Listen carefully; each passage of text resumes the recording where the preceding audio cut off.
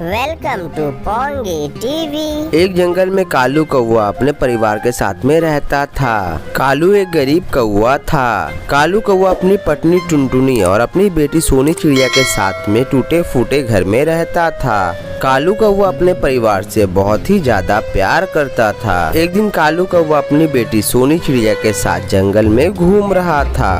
पापा ये कौन सी जगह है? ये जंगल का स्कूल है। यहाँ पर छोटे पंछियों को पढ़ाया जाता है। अच्छा पापा, तो मैं यहाँ पर कब पढ़ने आऊँगी? बेटी मैं पहले पैसे जमा कर लूँ जब तक तुम थोड़ी बड़ी भी हो जाओगी।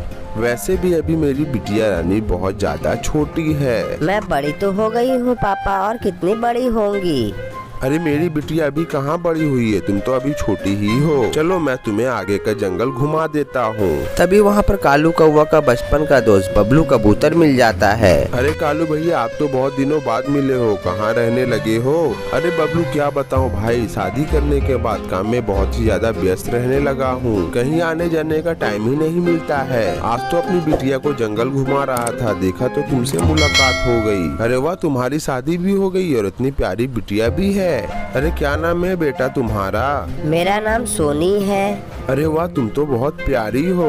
वैसे कालू तुम क्या करते हो आजकल? क्या करूँगा यार, दूसरों के खेतों में मजदूरी करता हूँ। वैसे तुम क्या करते हो?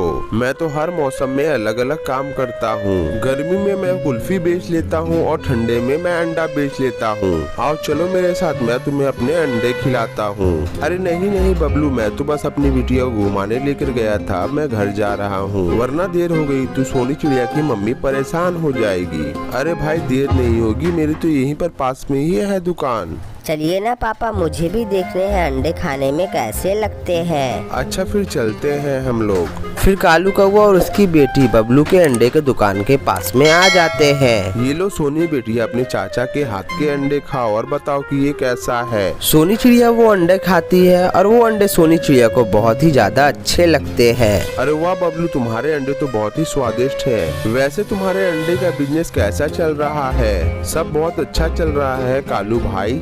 भाई तुम भी अपना बिजनेस क्यों नहीं शुरू करते? दूसरों के खेतों में काम करके ज्यादा पैसा थोड़ी ना मिलता है। अरे बिजनेस करना मुझसे नहीं होगा, मैं तो मजदूरी करने में ही ठीक हूँ। फिर कालू कौवा अपनी बेटी सोनी चिड़िया को लेकर घर वापस आने लगता है। तभी रास्ते में सोनी चिड़िया अपने पापा से कहती है, पापा जो अंडे हमने अभी खाए हैं ना, वो मुझे बहुत ज्यादा अच्छे लगे। आप मुझे ये अंडे रोज लाकर देंगे ना? नहीं सोनी बेटा, मैं ये अंडे तुम्हें रोज लाकर नहीं दे सकता हूँ, क्योंकि ये अंडे बहुत ज्यादा महंगे होते हैं। मैं अगर अंडे ले लूँगा तो हमारे खाने के लिए खाना कहाँ से आएगा?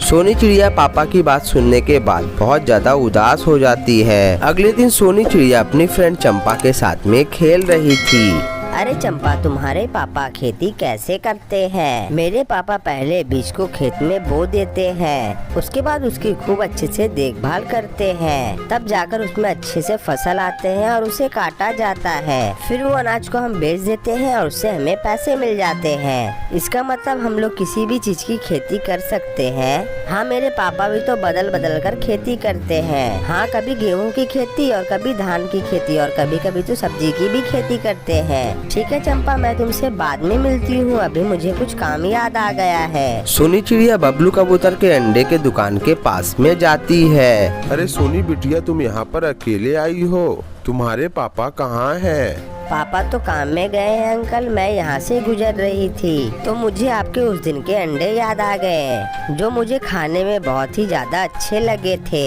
कितने के हैं वो अंडे बबलू अंकल? अरे बेटिया, तुम्हें पैसे के बारे में पूछने की कोई जरूरत नहीं है, ये लो अंडे, तुम्हें ऐसे ही ले जाओ। सोनी चिड़िया वो अंडे ले लेती है और सीधे अपने घर के पास जाने लगती है और अपने घर के पास जहाँ पर थोड़ी सी जमीन होती है वहाँ पर वो रुक जाती है। मैं भी अंडे की खेती करूँगी और जैसे चंपा ने बताया कि मैं अपने अंडे की खेती का अच्छे से ध्यान भी रखूंगी और फिर मुझे अंडे की खेती से मुझे अंडे खाने को भी मिलेंगे। सोनी चिड़िया एक गड्ढा खोदती है और उसमें अपने अंडे को डाल देती है और फिर उसे वापस मिट्टी से ढक देती है और उसमें थोड़ी सी पानी डालकर सोनी चिड़िया वहाँ बैठकर सोचने लगती है। अब मेरी अंडे की खेती हो जाएगी तो कुछ दिनों के बाद मुझे ढेर सारे अंडे खाने को मिलेंगे। फिर मैं अपने मम्मी पापा को भी अंडे खिलाऊंगी। तभी वहाँ पर सोनी चिड़िया की दोस्त चंपा कौवी आ जाती है। अरे सोनी, तुम यहाँ पर अकेली क्यों बैठी हुई हो? मैंने तुमसे पूछा था ना कि खेती कैसे की जाती है। बिल्कुल तुमने जैसे बताया था मैंने वैसे ही खेती की है। लेकिन सोनी, तुम तो अभी बहुत ज्यादा छोटी हो, तुम अभी खेती कैसे कर सकती हो? और तुमने किस चीज की खेती की है? तुम्हारे पास बीज कहाँ से आए? मैंने तो अपने लिए अंडे की खेती करी है। जब मेरे अंडे की फसल आ जाएगी तो मैं सभी लोगों को अंडे खिलाऊंगी। चंपा जैसे ही सोनी चिड़िया की बातें सुनती है, उसकी बातें सुनने के बाद जोर जोर से हंसने लगती है। अरे सोनी, तुम तो पागल नहीं हो गई हो? भला अंडे की भी खेती होती है क्या?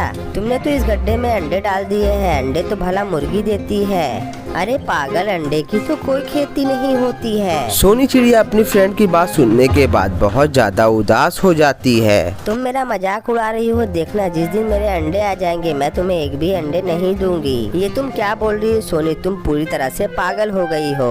चंपा कौवी सोनी चिड़िया के ऊपर हंसते हुए वहाँ से चली जाती है। फिर सोनी चिड़िया अपने घर चली जाती है। अगले दिन सोनी चिड़िया जब अपने घर से अपने खेत में वापस आती है तो वो देखती है कि अंडे के पेड़ उग चुके हैं और उन पर छोटे छोटे अंडे लगे हुए हैं। ये देखकर सोनी चिड़िया बहुत ज्यादा खुश हो जाती है और कालू कौवा अंडे के पेड़ को देखकर हैरान हो जाता है। फिर वो सोनी चिड़िया की बहुत ज्यादा तारीफ करता है और वो मजदूरी छोड़कर अपने अंडे का बिजनेस स्टार्ट कर देता है। फिर वो लोग खुशी खुशी अपना जीवन बिताने लगते हैं और ये सुंदर सी कहानी यहीं पर समाप्त हो जाती है। ये कहानी से हमें ये सीख मिलती है कि मन साफ हो तो हम लोग कोई भी काम कर सकते हैं।